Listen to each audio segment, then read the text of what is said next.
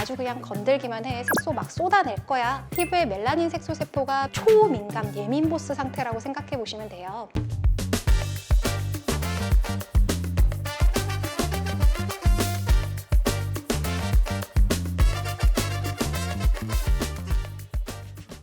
안녕하세요. 피부에 대한 지식을 전달하는 피부과 전문의 최민정 원장입니다. 반갑습니다.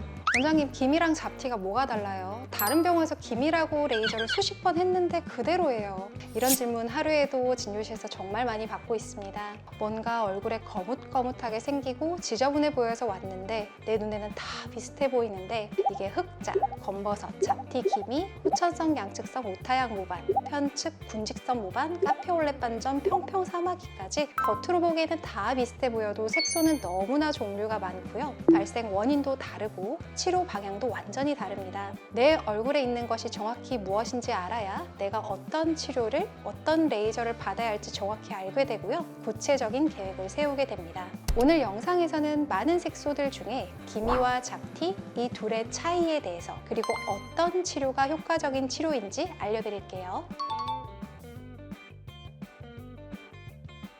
흔히 이야기하는 잡티는 죽은 깨, 일광 흑자 등을 말하는데요. 경계가 명확한 주변 피부와 색소 차이가 뚜렷한 표피 색소들로 우리 피부의 표면에 생깁니다. 가장 주요한 원인은 햇볕과 노화이고요. 이외에도 이전에 염증이 생겼던 외상력이나 유전적 요인 등도 연관이 됩니다. 표피에 위치한 색소들이기 때문에 532 파장의 주베이 레이저나 피코 세컨드 레이저, 755 파장의 악센토 레이저 등으로 손쉽게 한두 번 만에 제거가 가능한 경우가 많습니다. 기미는 이와 다르게 모래가 뿌린 듯, 안개가 낀 듯, 경계가 두루뭉술한 경우가 많습니다. 주로 양쪽 광대에서 이마, 눈가 주변에 대칭적으로 퍼져 있는데요. 물론 표피성 기미라고 해서 비교적 색소가 뚜렷하고 경계가 좀 보이는 경우도 있지만 그래도 잡티처럼 명확한 덩어리를 이룬다기보다는 퍼져서 흩어진 구름 같은 모양을 띠는 경우가 많습니다. 이런 기미는 깎는 레이저로 태워버리면 심하게 색소 침착과 반발성 기미를 만나게 됩니다. 기미를 일으키는 요인은 정말 다양합니다. 가장 중요한 색소의 원인인 오랜 기간의 자외선 노출뿐만 아니라 호르몬의 변화, 마찰과 같은 생활 습관, 유전적인 요인, 스트레스로 인한 활성산소, 그 외 혈관의 염증이나 진피 환경의 망가짐, 그 외에도 갖고 있는 질병인 갑상선 질환이나 비타민 D 혈증, 유방암, 신부전, 간부정 등도 연관이 되어 있고요. 호르몬제나 항생제, 항암제 등 현재 치료 중인 약물까지도 정말 원인이 많이 연관되어 있습니다. 따라서 기미는 단순한 피부 표면의 색소만으로 생기는 건 아니고요. 차라리 신체의 변화와 염증이 얼굴의 색소로 올라왔다라고 보는 게 더 맞겠습니다. 호르몬 변화가 갑자기 있는 시기에는 심해지는 경우도 많고요. 내 생활 습관의 영향이나 심지어 매일 사용하고 있는 화장품이나 뷰티 디바이스도 기미를 악화시킬 수 있기 때문에 기미 환자분이 오시면 레이저 치료도 중요하지만 기미를 악화시키는 원인의 교정에 대해서도 끝없는 잔소리를 하게 됩니다.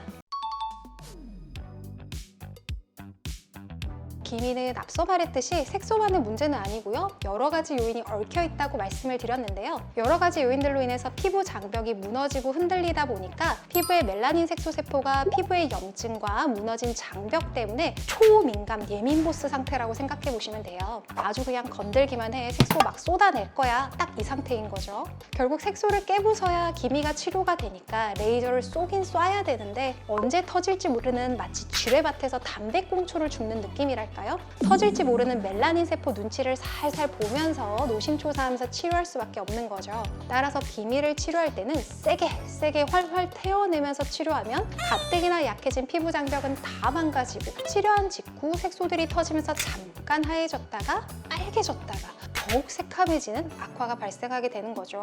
따라서 기미는 정말 조심해서 치료해야 합니다. 환자마다 심지어 계절마다 사용하는 에너지도 천차만별입니다.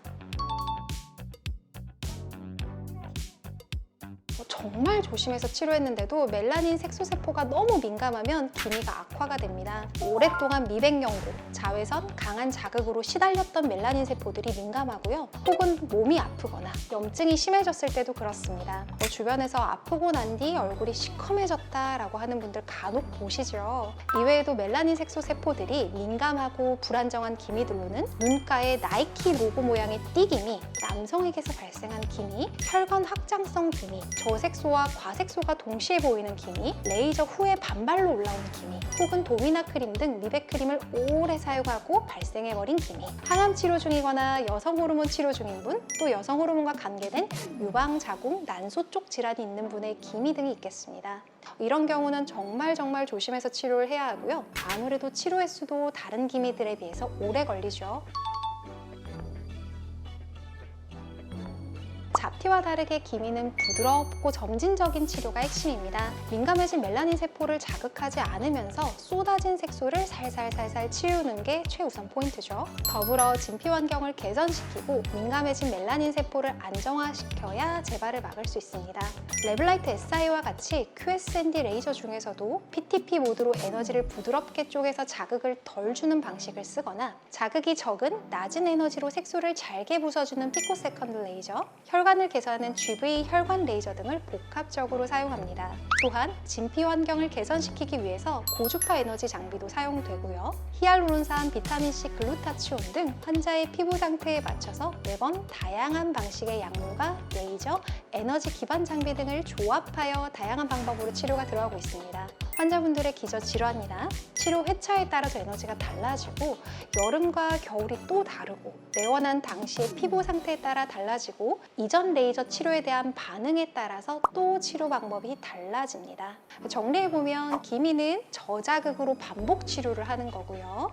그리고 잡티는 굉장히 고강도의 제거 중심의 치료라고 볼 수 있겠네요. 이렇게 기미와 잡티는 치료 후에 관리도 다르게 진행을 해야 합니다. 기미는 치료 후에 장기적인 유지 관리가 굉장히 중요해요. 재발 가능성이 높기 때문에 자외선 차단, 생활 습관까지도 꼼꼼히 관리하셔야 하고요. 잡티는 한 번 치료 후 잘 없어졌다면 새로 생기지 않게 자외선 차단만 잘 해주면 비교적 오랜 기간 깨끗한 상태로 유지가 가능합니다. 색소가 또 많이 쌓이면 그때 다시 태워내면 되겠죠. 기미와 잡티는 그냥 색소라는 이유로 비슷하게 보이지만 원인도 치료 방법도 사후 관리도 완전히 다릅니다.